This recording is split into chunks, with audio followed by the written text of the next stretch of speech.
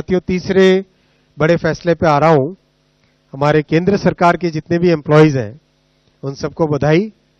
आज कैबिनेट ने डीए और पेंशनर्स के लिए डीएनएस रिलीफ इसको 3% बढ़ाया है और total 9,448 crore annually 9,448 crore annually हमारे सेंट्रल गवर्नमेंट के एम्प्लॉयज के पे चेक में ऐड होगा।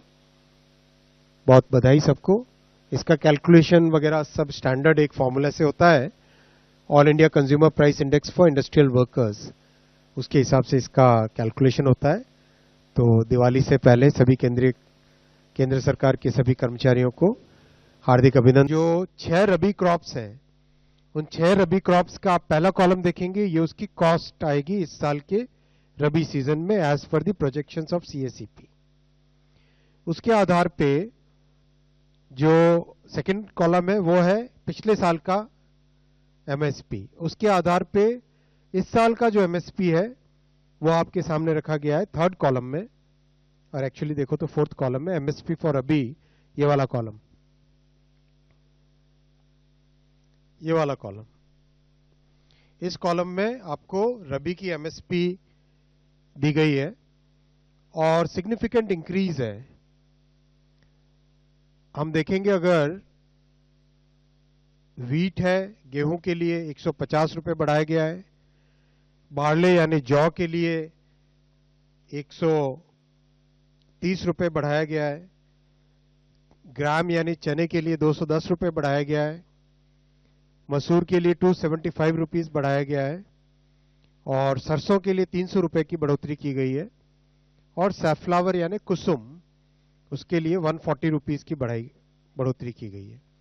मैं आप सबका ध्यान विशेषकर इस फोर्थ कॉलम, लास्ट कॉलम की तरफ ध्यान देना चाहूंगा। इस कॉलम पे आप सब जरूर ध्यान दें।